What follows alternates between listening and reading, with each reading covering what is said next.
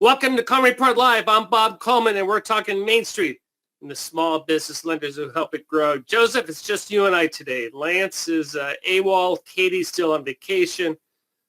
Good. I'm glad. They need some time off. they did. See, what do we got? May 14th. We're plugging along. I guess taxes are due Monday, which I'm all excited about because I haven't done mine yet or finishing them off. Hey, we love your questions.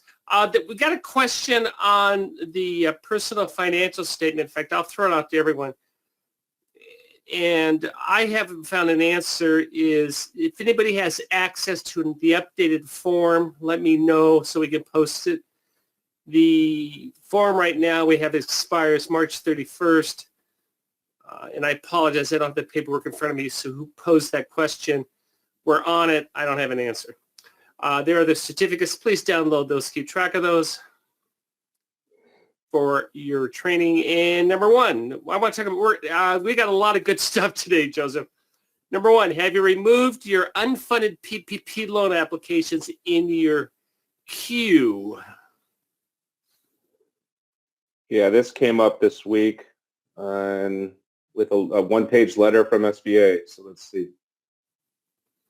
Yes, 30%. Very good. No, 54%.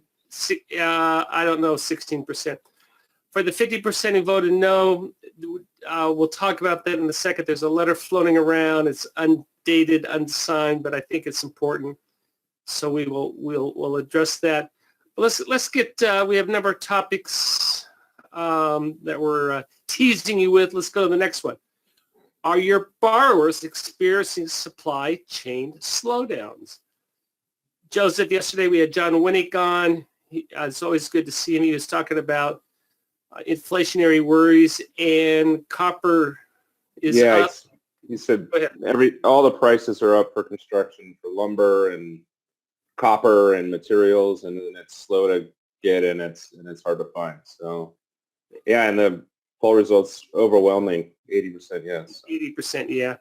And it's interesting how when you follow the Suez Canal, that was closed, I guess, for a week. I talked to several people who said, yeah, my stuff got bottlenecked from that. So it's just amazing how our world is today in logistics, which I enjoy following. Yes, everyone's doing that. And I think that's important as lenders. We are always concerned about, do we have a concentration in accounts receivables and customers? And maybe we should be inquiring a little bit more about what is your vendors, what are your alternatives, what are your sources, et cetera, et cetera. Joseph, this came from what, the Wall Street Journal? Wall Street Journal, yeah, they said 40% of the poll results in April said that they are experiencing major supply issues. So it's across industries, and it's just a part of the economy right now. So. And how many years in jail will you get for a $4 million PPP loan fraud?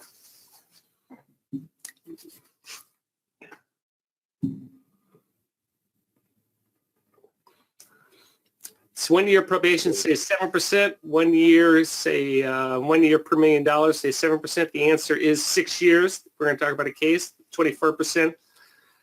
7 to 10 years, 63% are overwhelmingly in that. The takeaway is, we'll talk about that as well, is this is serious. All right, let's talk about the big news of the day.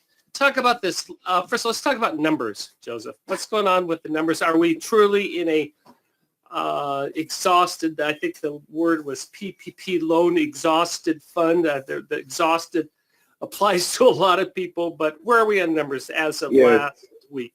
So May 5th, they announced that all funds of round 3 have been exhausted.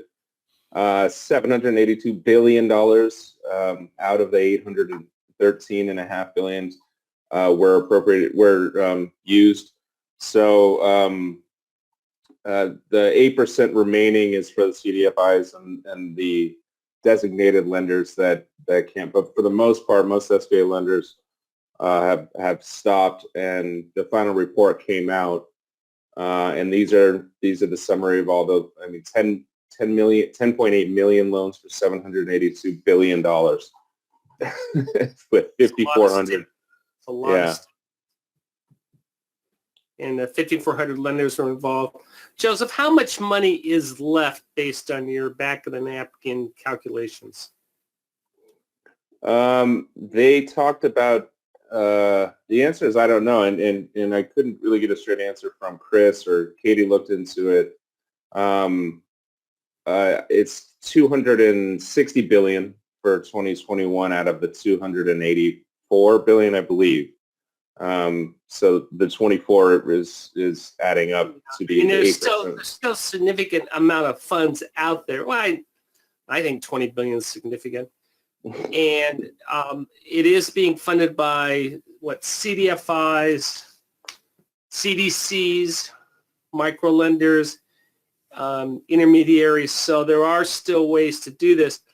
And what this letter was saying, hey, please release that, because this allows your applicants to go to these institutions and apply to that. The letter says that SBA will remove all loans remaining and not approved or further research status from the origination platform by 5 p.m. on Monday, if my calendar is right. So I don't see any wording in there that says the lenders have a responsibility or bad things will happen if they don't do it. It's just going to be done automatically. And that's for any loan on a hold or unresolved basis. So things are moving quickly. Monday at 5 p.m. Eastern is the date. We have a comment from Heidi. She said, we didn't remove our unapproved PPP loans because SBA is still approving them. And I think she's talking about loans that have the numbers. But in this case... once you have a number, you're good to go. If you don't have a number, try to get, you got to get resolved today.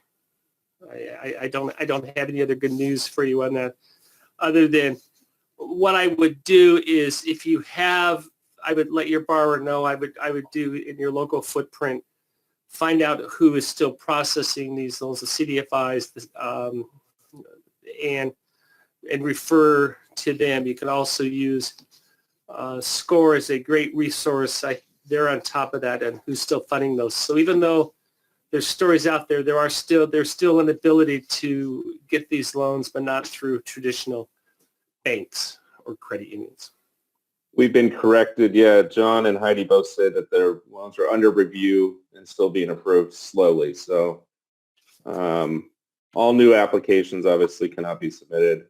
And I think they're basically saying to do it by Monday. So if they do want to go the other routes using CDFIs, then they can. Yeah. Yeah, I wouldn't do anything until 5 p.m. on Monday on that. And then if you're into stats, here are the stats that we have for the loan breakdown. And just, again, these are amazing numbers. And there's a lot of positive that's coming in the stimulus. Yeah, we're going to talk about that there are rogue operators, and but for every bad story, there's a number of great stories out there of people who have been able to save their business and save their employee jobs. And yeah, most of the lenders were less than 10 billion. 4,100 of the entire lender count was less than $10 billion in assets. So loan size is majority under 50. Edging down. Yeah. So we were up around 70, and it just keeps on getting. The average loan size is 45,000. I believe on PPP1, the average loan size was 60 to 70 range. Joseph, yeah, much higher. Now it's down to 45. So, which is great. Those are significant dollars for these small businesses. And as you can see, the numbers are skewed away from those larger loans, definitely to the end of the 50K. Top lenders: Morgan Chase, Bank of America, number 2, Harvest, Cross River out of New Jersey, Customers Bank, PNC, TD. Our friend Chris is number 11. Congratulations to him. Wells Fargo, U.S. Bank. So there's smaller community banks. There's non-bank lenders, and there's the larger banks as well. So it's pretty spread. No one is dominant. and it's good to see that participation. If you care about industry classification, first of all, I can't read this, so. Yeah. Top is what do we got number one? What's number one? Restaurant, construction, healthcare, professional, scientific, technical, manufacturing, and it goes all the way down. But really, it's restaurants and food services. Yeah, and construction and healthcare, and the ones that you would expect. Retail trades probably at 5%. I thought that may be a little bit higher, but manufacturing. So, and construction, but it is definitely hotel and restaurants number one, and construction. As an aside, I picked up. We don't have the stats on this, but the restaurant revitalization fund we know now is only under 50,000. Shuttered venue, we don't have the numbers on that. Now, I did pick up an article. I don't have it here, but there are lobbyists who are the trade organizations who are pushing to have a similar type of program for hotels. It's in the Senate. I know there's some support. I have no idea if that's going to go through. It's interesting what's going to happen on this. You hear rumblings and you hear hopefully more funding. I don't know. All I know is there are people who are working it, but I don't have any indication that anything will be happening to that soon. So let's do a recap on the platform update that SBA will remove your loans on Monday. And we know that we're still getting numbers. We know that some come in on a Saturday, so I would agree with that. Joseph, don't delete those. But I would, if you have a borrower who is in limbo, I would let them know of the alternative. Let them know SBA did not issue a number. Maybe we start doing this on Tuesday, and to contact your local CDFIs. And I'd give them a list of all the CDCs and CDFIs and those that can do that type of lending. And we talked about the how many businesses have reported supply chain issues this year, Joseph? Oh, yeah.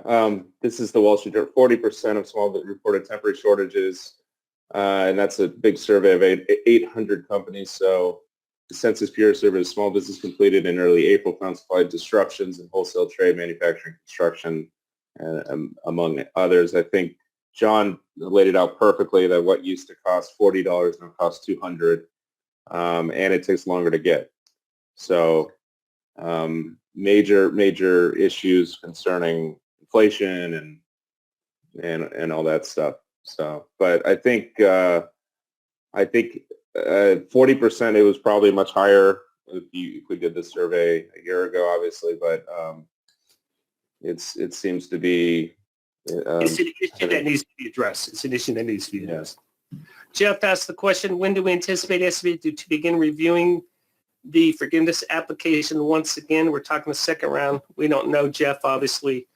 Let them get through that. We are waiting again we want that 504 refinance. We believe that's a strong project. There is a sunset date on that this year, so we want to see that as soon as possible so lenders and borrowers can start taking advantage of that. And these are some of the things. So I don't have an answer. Lance is going to do a webinar next Wednesday. Obviously, that's something he'll address. He's going to focus very much on what happens when the loans aren't forgiven. Joseph, what are our last stats? About 25% have not been forgiven. Yeah, that's about right. So he's going to talk about logistics and what to do. Again, we're going to go through all the dates on that. There's several different, whether it's an 8-week or 24-week draw and how that affects it. And Lance is also going to talk about deferments, things that you can do. And importantly, charging off the loan. What do we do? How do we do a purchase demand kit? We don't have guidance on that today, but Lance is going to give a best practice on what you should be doing now in anticipation of getting that loan off your books and to make sure that that guarantee is valid on that.